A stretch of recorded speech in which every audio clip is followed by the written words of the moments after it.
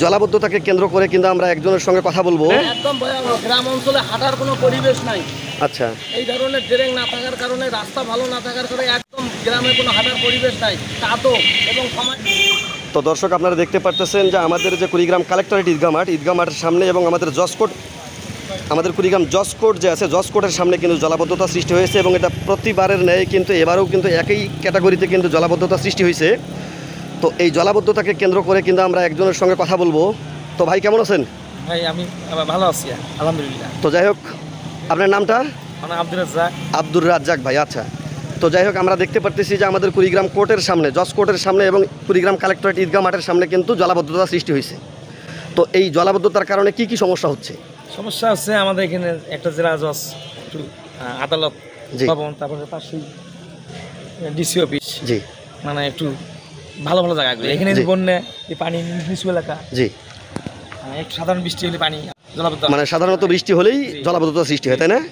এতে জনজীবন অনেক অবশ্যই দুর্ভোগ হচ্ছে, তাই না? মানুষের কষ্ট হচ্ছে। আচ্ছা, তার মানে আমাদের আসছে এখানে পানি, আচ্ছা, জায়গা নাই, স্থান নাই। তার মানে আমাদের যদি শহরের প্রাণকেন্দ্রে যদি এইরকম জলাবদ্ধতা হয়, তার মানে আমাদের যে গ্রাম অঞ্চল আছে তাহলে সেই এলাকাতে কি অবস্থা, তাই না? আরো দুর্ভোগ আছে, তাই না? আচ্ছা, আপনাকে ধন্যবাদ। কেমন আছেন? আলহামদুলিল্লাহ ভালো আছে। তো আমাদের এই যে কুড়িগ্রাম জসকোটের সামনে যে আমাদের এই যে মানে বর্ষা হলেই জলাবদ্ধতা সৃষ্টি হয়, তাই না? এই জলাবদ্ধতাকে কেন্দ্র করে আপনাদের কি কি সমস্যা হচ্ছে?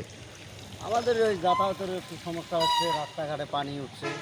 আচ্ছা, আবার মনে করো তো রাস্তাঘাটে লোকজন যাইতে পারতেছে না, জসকোটের ভিতরে পানি উঠছে। আচ্ছা, তাহলে এখন সেক্ষেত্রে আপনার ধারণা কি যে আমাদের যদি শহরের প্রাণকেন্দ্রে যে আমাদের যে এটা তো বলা চলে যে আমাদের একটা প্রাণকেন্দ্র, যেহেতু প্রশাসনিক সকল ভবন আমাদের এদিকটাতেই যদি জলাবদ্ধতা এরকম সৃষ্টি হয়, তাই না? তাহলে আমাদের গ্রাম অঞ্চলের অবস্থা এবং নিম্নাঞ্চলের অবস্থা কীরকম হওয়ার কথা? আরো ভয়াবহ অবস্থা। আরও ভয়াবহ অবস্থা, তাই না? একদম ভয়াবহ, গ্রাম অঞ্চলে হাঁটার কোনো পরিবেশ নাই। আচ্ছা, এই ধরনের ড্রেন না থাকার কারণে, রাস্তা ভালো না থাকার কারণে একদম গ্রামে কোনো হাঁটার পরিবেশ নাই, কাদো এবং সময়তে আচ্ছা, আচ্ছা, মানে গ্রামের মধ্যে অনেক দুর্ভোগ চলছে, তাই না? আচ্ছা, আচ্ছা।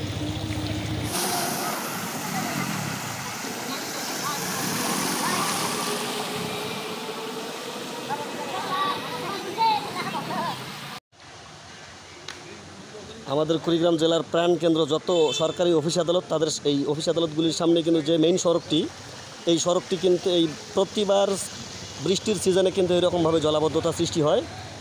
যদি আমাদের শহরের প্রাণকেন্দ্রের এই জায়গাগুলিতে এরকম গুরুত্বপূর্ণ পয়েন্টের মধ্যে যদি এরকম জলাবদ্ধতা সৃষ্টি হয়, তাহলে আমাদের অবশ্যই গ্রাম অঞ্চলে কিন্তু আরও ভয়াবহ অবস্থা সৃষ্টি হয়েছে। তো দর্শক আপনারা দেখতে পারতেছেন যে আমাদের কুড়িগ্রামের কিন্তু ডিসি অফিস চত্বরে কিন্তু আপনারা দেখতে পারতেছেন যে জলাবদ্ধতা যেভাবে সৃষ্টি হয়েছে, আসলে কিন্তু এটা প্রতিবারেই কিন্তু আমাদের এইভাবেই জলাবদ্ধতা সৃষ্টি হয়।